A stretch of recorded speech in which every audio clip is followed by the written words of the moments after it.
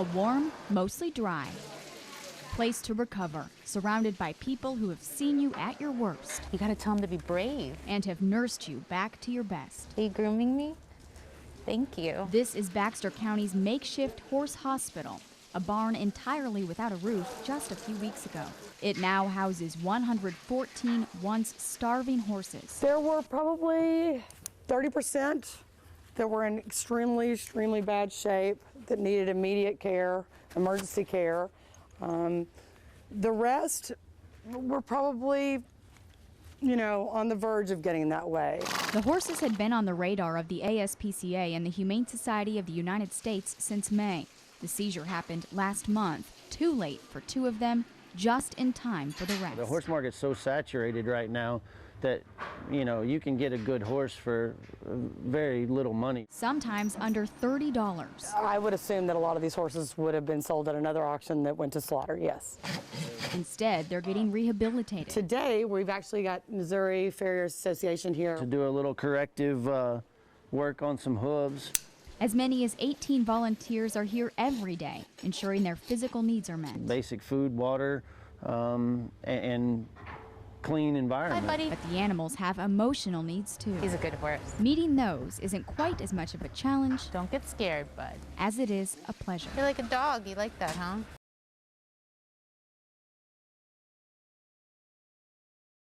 I just remember that I looking over and the flames were everywhere and thinking, God, what a mess. I thought someone was in my apartment. I heard a lot of, running and commotion and stuff like that. Basically, the first sounds I heard was the firemen just banging on my door. It was like wood burning, and there was a lot of smoke, and it was really hot. I woke up, and as I raised up in the bed, there was smoke just right above my head. All you could see was just the flames coming out. Flames were starting to come through the wall in my bathroom, so I just headed out. I cannot believe everything's gone. I mean, I'm okay. It looks like everybody else is okay, so and it's just stuff, but pictures, stuff like that's kind of hard to replace. I didn't hear my smoke detector go off or anything like that either, which is a little bit scary, but I'm grateful. I'm grateful that I'm alive.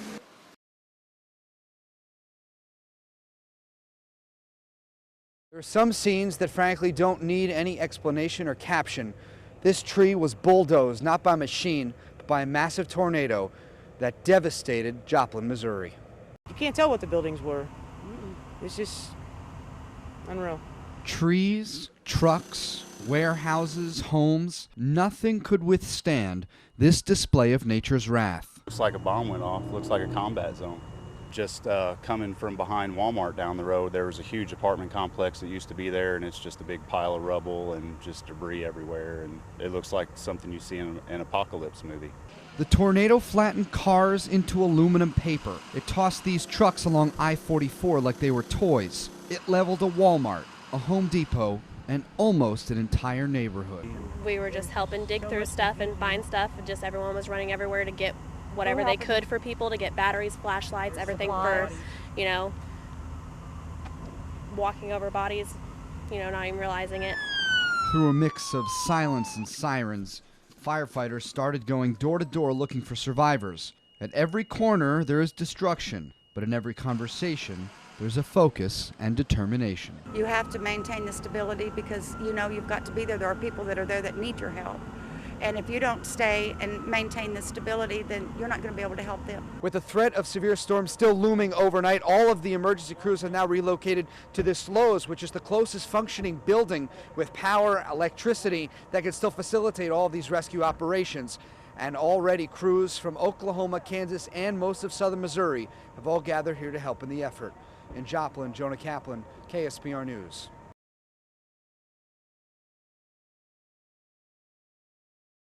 I knew there was something wrong. I called my doctor and set up a colonoscopy, and I still remember the words you never want to hear from your doctor.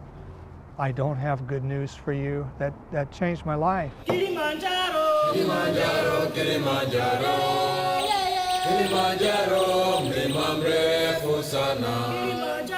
I began to think of what I could do that would make a difference and an impact on a lot of people.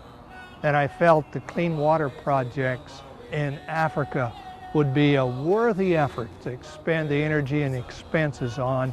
I felt this is something that I could leave as a legacy.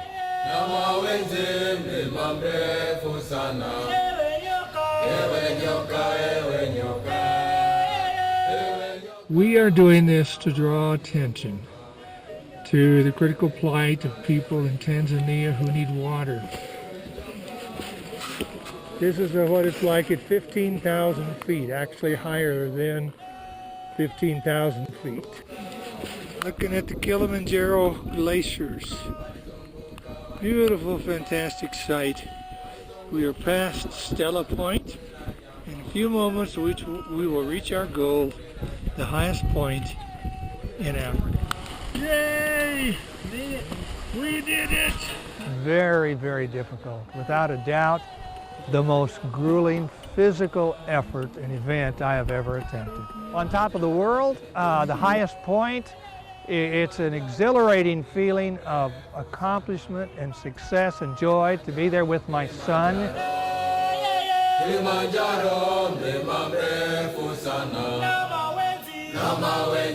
With your help, we can do it. I can't say it was fun, it was not fun, but it was a great sense of setting in motion some things that will touch hundreds, thousands of lives in Africa. I'm excited about that.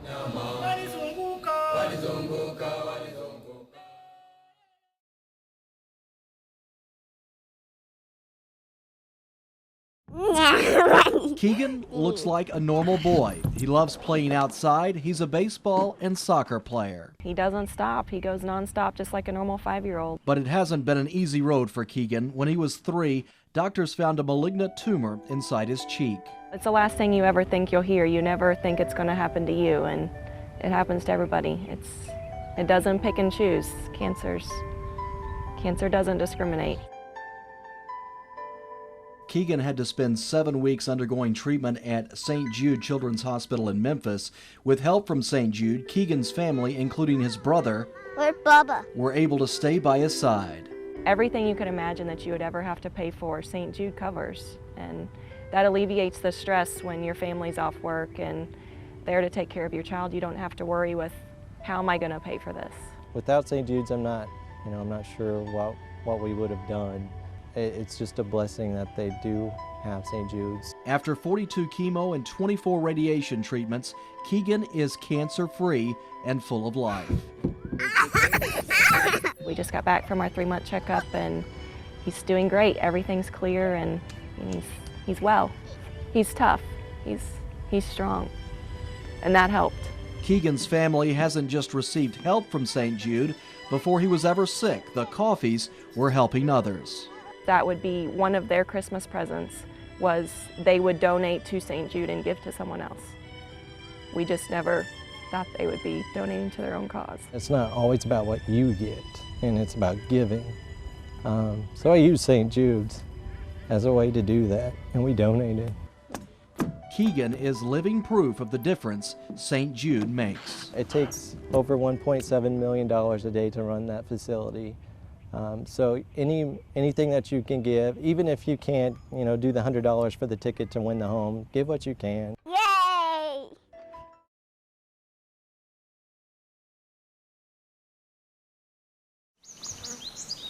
Time has not been kind to the Riverside Bridge, but time has not run out. I just felt like it was just sad to see our history die, and I wanted to do what I could to try to save it. That's what Chris Dyer has dedicated her time to, turning back time. And they moved it to this location in 1922. Sure, it's no longer drivable, but Dyer says it could be walkable, bikeable, once renovated. Thousands worldwide agree. They support her Save the Riverside Bridge Facebook page, her website, and have donated to her cause. But the bridge is still closed.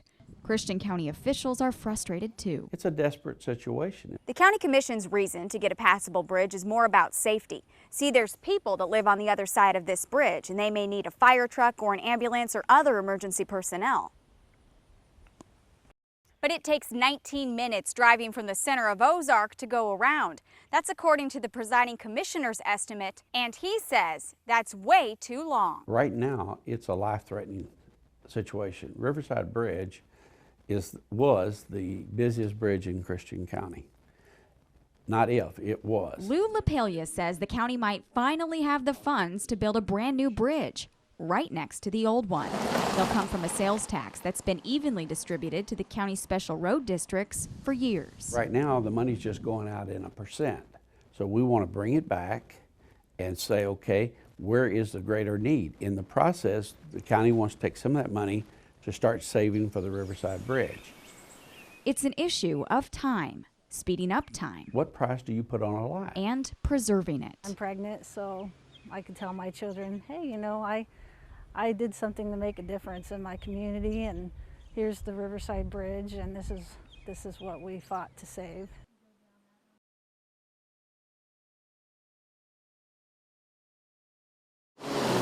Life moves fast, so fast. Sometimes we forget to think about what happens when it's over. No, not up there, down here. Suddenly, the world that seems to hold an infinite number of people in life can accommodate only a limited number in death. It's just something most people just don't think about. Jay Wasson isn't most people. He's been thinking about death for the last 30 years of his life. He's been on the board of Nix's Glen Cemetery that long, but the cemetery has been here much longer. There's at least a dozen, I think, maybe as many as 18 or 20 Civil War veterans buried here. Wasson worries that history's been forgotten. Families, members die off. Others do replace them sometimes, but sometimes they don't. In my own family, a lot of my cousins don't live here anymore. They live elsewhere. The cemetery, like so many in rural Christian County, relies almost solely on donations, and with expenses going up. We're kind of in the hole every year. And there aren't enough holes. These little cemeteries are filling up. Part of the problem is Christian County is the fastest growing county in the state of Missouri. It grew by more than 66% in the 1990s and by more than 42% in the first decade of the new millennium. But cemeteries are not keeping up with the population. So when all these new residents die, where are they supposed to go? We bought an extra acre. But others have found alternatives. The baby boomers have broken tradition. Lynette Hall's Springfield-based urn business is booming as well.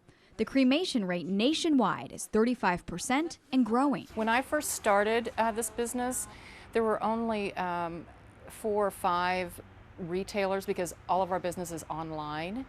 So now there are hundreds, just in the last 5 years. 5 years, gone in a flash. And when the rest of Jay Wasson's years are gone with them, he knows where he'll go. I've got my plots over here in my family line. Do you? It's definitely a problem.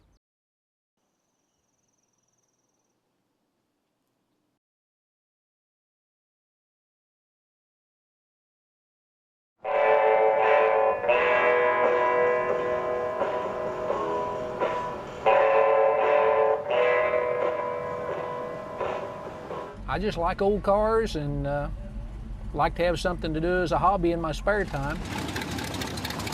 You gotta like it, you know, you just gotta like cars, and as you can see, there's a lot of people out here.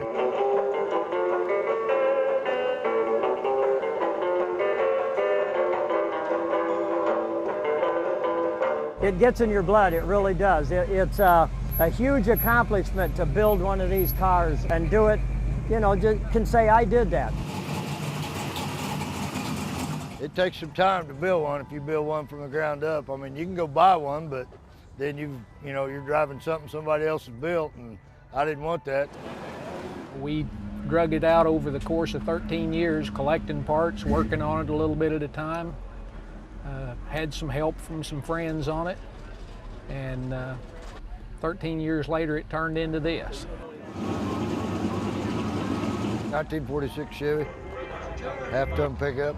About 10 months from start to finish. I got probably about 25 in it. In the summer, we'll get it out a couple times a month, go to shows, cruise-ins and stuff, but it usually sets during the winter. I put Please Touch a Lot on mine, left the patina just like Mother Nature had it. You can't beat that.